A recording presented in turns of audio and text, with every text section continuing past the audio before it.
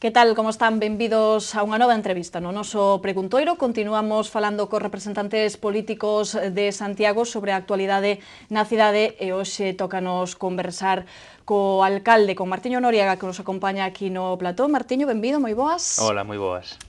E, ademais, unha xornada esta que podemos decir unha xornada complicada en Santiago, unha xornada de moita actividade. Coincidiu esa manifestación a pé dos gandeiros, aínda están tractores situados nalgúns puntos da cidade, o inicio do curso escolar, colapso de tráfico, non sei que se lle pasa pola cabeza ao alcalde nun día como este. A verdade é que esta xornada está a ser intensa, non? E tes pouco tempo para pensar, porque o que toca é estar continuamente tomando decisións e participando de moitas das cousas que ti dixeches, non? Por unha banda, co inicio do curso escolar, tendo presencia nos centros, solidarizándonos ca comunidade educativa, que en algúns casos está a demandar un maior número de profesorado e profesorado especializado para determinadas casuísticas en algúns centros, e logo tamén ca situación que estamos a vivir na cidade, ca reivindicación do sector lácteo, que eu non me canso de decir que a cidade está a comportarse de maneira exemplar, tendo moita paciencia, sendo moi solidaria e mostrando moita comprensión cunha reivindicación que eu creo que todos e todas sabemos que é unha reivindicación xusta, e é o do prezo do leite e de que non lle paguen o sector por debaixo do que lle costa producir o leite, non? Porque eso condena o sector a desaparecer. Polo tanto, todo eso hai que conciliarlo tamén cas molestias que se están a xerar nas cidades, cos dispositivos de tráfico, ca policía local, e están a ser días de moito traballo, non? Xa dendo o propio luns, co pleno, cas comisións, xuntas de goberno, e con todas estas cousas, a verdade é que están a ser xornadas longas de moitas horas, e ben. Imos ir agora por puntos, logo tamén tocaremos ese pleno, imos comezar con esa manifestación. Vostede tamén participou, esta mañá estivo aí nese punto de partida na Alameda, e xa nos falaba que tamén ten esa impresión que creo que temos todos na cidade de que a xente o está a tomar con bastante paciencia, non? E esas molestias que causan as movilizacións do sector lácteo. Sí, eu coido que, primeiro, porque hai un amplo consenso político, non? De feito, no pleno do luns aprobouse unha declaración institucional da totalidade dos grupos da corporación demandando unha solución. Logo, porque a xente entende que a reivindicación é xusta, non? E terceiro, porque eu creo que a xente entende que este é un berro de desesperación do sector, que está esmorecendo e que de feito está a dar, por decirlo de alguma maneira, unha última pelexa por conquerir subsistir e por conquerir seguir facendo o que saben facer, non? Que producindo leite, non? Entón, polo tanto, sí que está a provocar un impacto na cidade, sí que ten uns custos na actividade económica, sí que verdadeiramente ten uns custos tamén no que son os gastos da administración local, nos dispositivos, no persoal, pero eu creo que por riba de todo iso e por riba das molestias e dos cortes de tráfico está a haber un comportamento exemplar dos veciños e veciñas, non? Que entenden a casuística, que están amosando apoio, paciencia, que non lles importan os retrasos, evidentemente toda esa paciencia é finita, non? Pero por eso nos demandamos solucións para o sector e demandamos que os responsables, xa non tanto autonómicos, sino tamén a nivel do goberno central, sexan quen, por unha vez, de darlle unha solución ao sector, porque senón o sector está condenado a desaparecer. De feito, vostede tivo claro dende o principio que Santiago se tiña que prestar a acoller ese tipo de movilizacións, que tiñamos que ser unha cidade solidaria, non houbo ningunha dúbida niso. Non, pero tampouco tiñamos moita opción, porque tamén é certo que un sector desesperado, non? Se non se trata, con certo cariño, se non se dá un certo arroupo, se non hai un diálogo, é un sector terriblemente tensionado, non? Está loitando polo futuro de moitos postos de traballo, de moitas familias, e ten unha reivindicación moi xusta, páguennos máis do que nos costa producir o leite, non xoguen cas leis do mercado, non tiren os prezos para pechar explotacións ou pechar empresas, regulen un prezo mínimo, non? Eu creo que, claro, todo iso conleva que a xente diga, bueno, isto está a ter un impacto, pero estamos dispostos a acompañar o sector nesta reivindicación e pedimoslle tamén á Xunta do Goberno Central que lle busque solucións. A veces falase moito estes días do que é legal e ilegal, a min a veces fame moita gracia, porque non sei se era legal inxectarlle miles de millóns de euros ao sector bancario, en cambio non regular un prezo mínimo do leite como noutros lugares, como pode ser en Francia, ou con políticas proteccionistas con outros sectores, como pode ser Estados Unidos. Pero eu quedome máis co que é xusto ou inxusto, e a reivindicación é xusta. E eu creo que todo o mundo a comparte, non? Ora o que lle toca a algúns é dar solucións máis alá de xestos.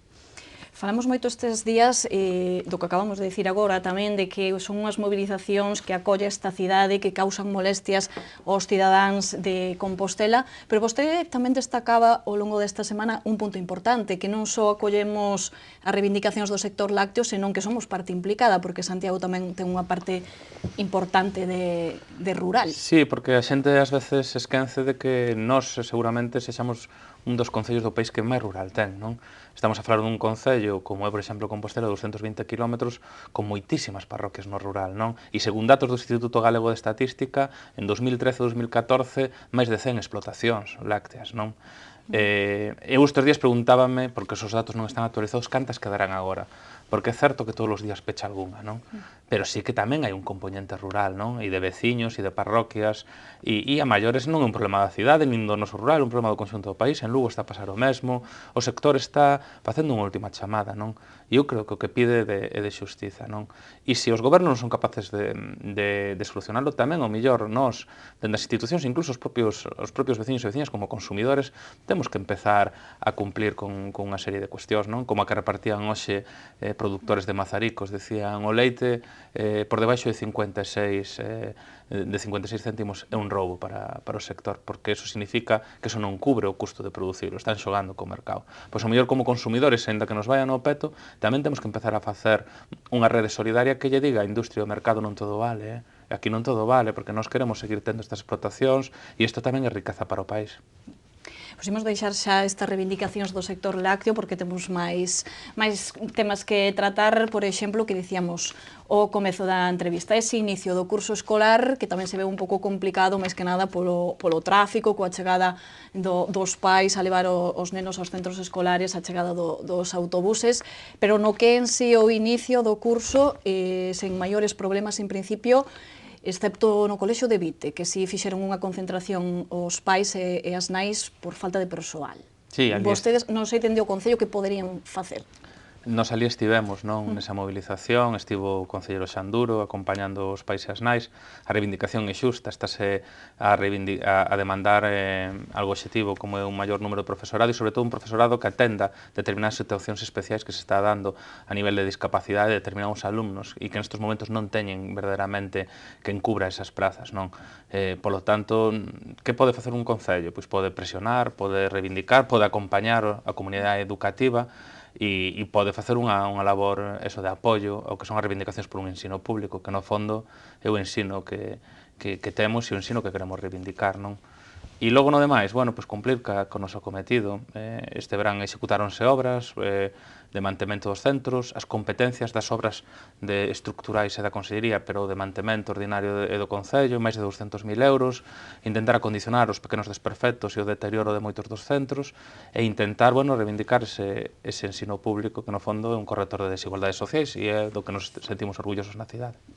Vostede tivo oportunidade, ademais, esta mañá de conversar con algúns deses alumnos que empezaban hoxe de novo as clases, algúns máis nerviosos que outros, algúns con máis ganas que outros. Viviu así tamén algunha anécdota, non? Como foi esa experiencia como alcalde de entrar nesa aula? A verdade é que a mí me encanta o mundo da infancia, porque é un mundo onde todavía opera a imaginación e onde non os nenos non se autocensuran, non? E a medida que vamos cumplindo anos imos encorsetándonos na maneira de ser.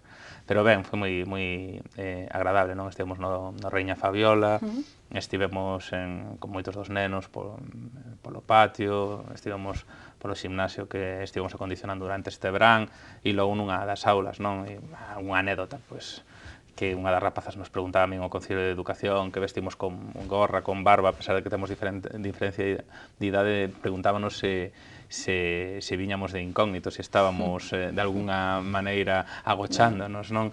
Bueno, nada, os nenos son moi divertidos, logo moitas preguntas, os nenos con moitas ganas de comenzar o curso, non? É curioso, porque eu lembro que na miña nenet non me apetecía moito voltar a clase, pero eles sí, co cal deben estar moi a gusto. Certo é que podemos falar con algúns esta mañá nesa visita, así que nos comentaban que xa tiñan ganas, que as vacacións xa se facían un pouco longas, tiñan ganas de estar cos seus amigos. Imos xa deixar os nenos, imos xa con cousas de adultos de novo, porque o luns celebrábase ese pleno do mes de setembro. Non sei que importancia lle dá vostede ou lle dá o seu grupo, o seu partido Compostela Aberta, a esas críticas por parte da oposición a este pleno polo feito de que vostedes solo levarán unha proposta que tiña que ver co calendario de días festivos e a maioría das propostas desta sesión foran por parte dos outros grupos políticos. Ten realmente moita importancia? Eu creo que unha importancia relativa na medida en que a acción de goberno pivota moito en torno ás competencias da alcaldía e xunta de goberno, non? E nós todas as semanas rendimos contas de acordos en xunta de goberno que son dúcias de acordos, non? E eso sabe, non? Que os grupos da oposición que moitas veces intentan facer unha comparativa cuantitativa no que son os debates plenarios sobre algo que non significa que non haxa acción de goberno, porque a acción de goberno está todas as semanas, non? Nos o pleno vemos como un lugar de debate, un lugar de consenso, un lugar onde se poden chegar, como se chegou neste último pleno, a moitos acordos de diferentes forzas e buscar ese lugar común, e tamén un órgano importante para todo o que é a cuestión económica de ordenanzas, de debate de orzamentos, que van a condicionar a vida da cidade. Agora ben, andar comparando o número, cando na maioría delas son iniciativas xerais, existían iniciativas de diferentes grupos, en diferentes temas, eu creo que nos non entramos nesa dinámica. Con que nos quedamos? Con que na cuestión dos refugiados hubo un posicionamento unánime, con que hubo tamén na cuestión do sector do lácteo un posicionamento unánime do conxunto da corporación, e tamén hubo lugares de non encontro, non? Eu quizáis das cuestións que sinalaría así como máis negativos do pleno foi a posición do PP respecto ao traslado do 061. Non entendín que presentaran unha moción para avalando o traslado do 061 ao 112 cando non hai motivos nin hai argumentos de peso no técnico e na prestación do servicio, facendo seguidismo dunha posición da Xunta, non? Quizás para min ese foi o lunar negro, porque a min cóstame que na cidade, foro cívico, os sectores, os propios colectivos implicados das familias do 061, bueno, pois entenden que é unha cuestión canto menos sensible, e eu creo que agardarían unha unanimidade que non existiu respecto a ese tema. Sobre o demais, pois a oportunidade de fiscalizar e de presentar tamén moitas veces mocións de partido, que se chaman, non? Que veñen dos parlamentos e dos partidos políticos. Bueno, ese debate, habrá outros plenos onde nos levemos máis iniciativas, menos, pero eso non condiciona o que é a acción de goberno. Tamén había queixas porque se retiraron algunhas propostas que xa non foron a pleno. Por que se fixo así? Non se evitou o debate, o que existía un informe de secretaría onde se facía constar que algunha das mocións estaban configuradas en forma de rogo, non? E que non se podía someter a votación plenaria determinados acordos que non eran competencia de pleno, como de decir o grupo de goberno como ten que exercer a representación institucional, non? Eu creo que eso, eu agardo que non se repita, e incluso agardo que busquemos fórmulas onde quede claramente sinalado cales son as competencias de xunta de goberno, de alcaldía e de pleno para non andalas pisando, porque é certo que na corporación, porque se o quixeron os veciños e veciñas non hai unha maioría absoluta, e entonces ese é o xogo democrático, que non podes saltarte as reglas. Intentouse facer eso unha cuestión política. Bueno, había un informe do secretario, tanto para esa moción do Partido Popular como para outra moción do Partido Socialista, dunha modificación puntual do regulamento orgánico municipal. O Partido Socialista non fixo cuestión diso porque entendeu as razóns técnicas. O Partido Popular intentou non levar o terreno do político. Pero, bueno, eso no fondo ven a ser desmarcarse do que é o criterio dun habilitado nacional, que é o señor que garante do cumplimento da legalidade do pleno, non? Non sei se neso o Partido Popular pensa que é unha cuestión política, pero non hai. É o mesmo que o Partido Popular non asuma as críticas polo informe de intervención da Conta Xeral e o informe feito ao Grupo de Goberno cando está feito por unha interventora. Non hai unha posición política. Polo tanto, se eles pretenden politizar determinados informes xurídicos e de parte e técnicos, están entrando nun debate no que no fondo creo que están chocando contra o que xa chocaron nos últimos 4 anos, que son esos garantes xurídicos do Concello. De feito, con respecto a esa Conta Xeral, a ese informe, onde tiñamos a Agustín Hernández, a voceiro do PP aquí no Preguntoiro, no noso programa, el dicía que non ia ser ningún problema, non ia ter o Concello ningún problema financeiro a raíz das cuestións que expoñía a concelleira María Rozas. Vostedes afirman que si van ter que facer un plan de financiamento, algún reaxuste que si lles vai a afectar o que fixo o PP antes. Eu, a verdade que vexo nestes argumentarios excusas de mal pagador, non? Eu non sou moi partidario de andar falando da herdanza recibida. O que tampouco estou disposto é que a xente que deixa en algunhas cousas herdanzas positivas, pero outras en cousas herdanzas negativas, non o recoñezan e incluso busquen fuxidas cara adiante, non? Imos a ver, el sabe, porque é unha persoa en teoría vencida da xestión, que incumplir unha lei de teito de gasto significa que os que veñan van a ter que recortar nos orzamentos futuros e incluso moitos investimentos deste ano. El sabe. Entón, se te pasas 2 millóns e pico, nos estás limitando a acción de goberno para o ano que ven e para cuestións puntuais deste ano. Agora, entrar en que é unha cuestión política, que na conta xeral do 2014, pero se estamos falando da conta deste ano respecto aos resultados do ano pasado, cando estamos falando dun informe de intervención, resumindo, que vai a condicionar en cuestións puntuais, sí. Que vai a condicionar determinadas partidas que están por definir, sí. Que el debera recoñecelo porque un informe técnico, sí. Que a él non lle importa que eso se incumplira, que nos obrigue, según día de intervención, a ir un plan económico-financiero de aforro. Bueno, pues seguramente porque xa non ten responsabilidades. Si tivera responsabilidades de goberno non sería tan frívolo. Pois seguindo co PP, neste caso levaban esa proposta de facer un pacto polas infraestructuras entre todos os grupos políticos. Finalmente houve abstención do resto das formacións, votaron a favor eles mesmos, o Grupo Popular. Por que finalmente decidiron absterse desta cuestión? Ou que é o que máis lle chama a atención no feito de que o PP faga unha proposta deste tipo? Porque nos lo puxeron moi difícil. Porque nos levábamos decidido o voto favorable. Porque non temos ningún problema en aprobar unha moción onde se diga que temos dentro do grupo de goberno que facer unha proposta de obras onde establecer un consenso e deixar esas obras ao marxen do debate partidario, porque son obras importantes para a cidade. Pero no momento en que o voceiro do Partido Popular o que se dedica é a defender decisións que condicionan esas grandes obras da cidade nos últimos anos, que foron terriblemente erróneas, hipotecaron esas grandes obras, como pudo ser a de suspender a intermodal por Conde Roa, como pudo ser aceptar únicamente a solución ferroviaria para a estación sin garantir o horizonte da intermodal, ou como pudo ser o cambio de ubicación da depuradora.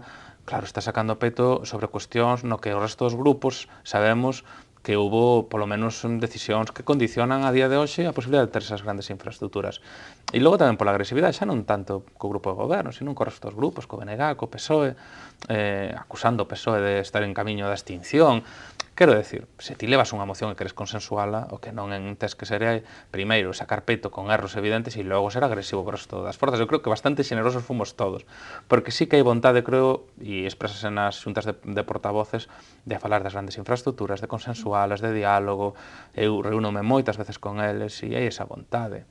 Agora, el puxo non lo difícil. Eso non significa que non querramos seguir ca man tendida e falar desas grandes infraestructuras. De feito, era unha das preguntas que eu lle quería facer con respecto a ese debate que se urdiu nese pleno, un pleno moi longo, moitas horas. Excesivamente longo. A xente non o entendería. 5 horas, 6 case, non? 5 horas. A xornada laboral do luns foi de 15 horas para moitos de nós, sí. Pois, como dicíamos, xerouse moito debate, houve un rifirrafe, podemos decir, entre PSOE e PP. A raíz desa sesión, non sei vostede como ve o panorama de entendemento entre os distintos grupos que conforman a corporación. Bueno, creo que os portavoces das diferentes forzas son persoas razonables, que máis alá da diferencia e dunha dinámica partidaria están a amosar, bueno, pues, capacidade de intentar chegar a diálogos ou entendimentos, non? Nese sentido, quero seguir sendo optimista que nas cuestións importantes sobre a cidade vai a seguir operando iso. Sí que é certo que me extrañou un pouco a dinámica da oposición, dá a sensación como se algúns todavía non cambiaran de chip, non? A min deu unha sensación como se o voceiro do Partido Popular, a maiores de seguir defendendo cousas indefendibles do pasado, que a él non lle tocaron como xestor, logo entrar en dinámicas co PSOE confundíndose, porque no fondo eu creo que os dous ocupan a día de hoxe as bancadas da oposición e que nos toca a todos dialogar, fiscalizar tamén o goberno, pero sí que asistín un pouco estupefacto, sobre todo a dinámica, a agresividade do Partido Popular, sí.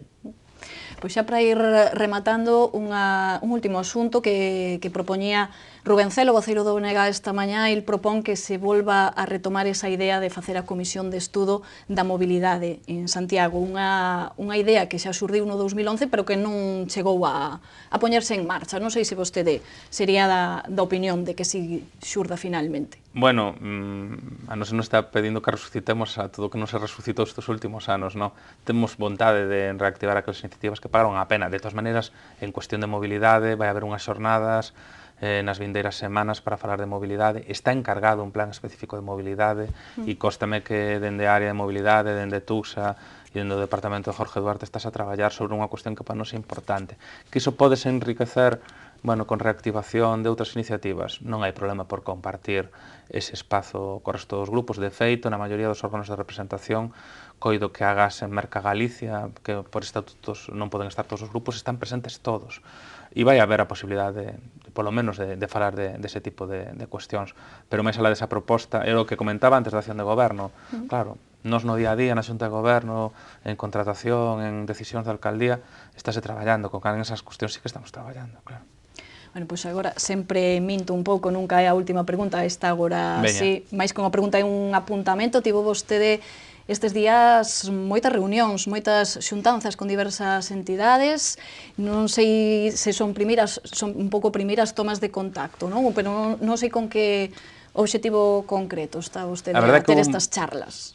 Hubo moita expectación, non, co cambio de goberno e moita demanda de moitas xuntanzas, non só na Casa do Concello, que é a casa de todos e todas, sino tamén nas parroquias, nos barrios, e estamos intentando atendelas na medida das nosas posibilidades de espazo-tempo e da limitación de horas no día, non? E outro día ainda me asustaba porque, depois de todo o verán, mantendo xuntanzas nas parroquias, nos barrios, no Concello, con colectivos cidadáns, con entidades, con asociacións, ainda me decían, están 80 pendentes, e eu dicía, bueno, pois entón voume duplicar, fago un holograma. Non chega a xenda. Non chega, a verdade é que non chega, non? E sí que temos vontade de chegar a escoitar e de construir ese relato conxunto con todo o mundo, non? Esta semana hubo unha xenda moi cargada, pero creo que todo setembro vai seguir sendo así.